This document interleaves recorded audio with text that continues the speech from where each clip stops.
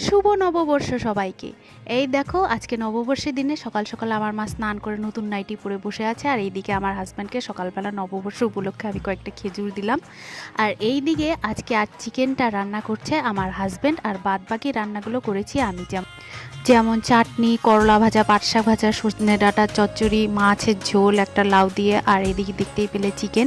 আর এদিকে সন্ধেবেলা আমি রেডি হয়ে আমার হাজব্যান্ডের সাথে যাচ্ছি, আমাদেরই গ্রামের পাশেই একটা হচ্ছে কালী মেলা, মাকে দর্শন করতে যাচ্ছি যেহেতু আজকে নববর্ষ। তাই জন্য এই যে দেখো কিছু বাতাসা নিয়ে চলে এলাম মায়ের মন্দিরের সামনে। আর এই হলো আমার পরম করুণাময়ী মা। দেখো মায়ের রূপ কত সুন্দর লাগছে দেখতে।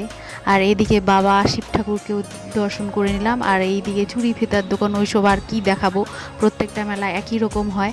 আর এইদিকে গরম গরম জিলিপি ভাজা নিয়ে এইদিকে চলে এলাম একটা ফাস্ট ফুডের দোকানে।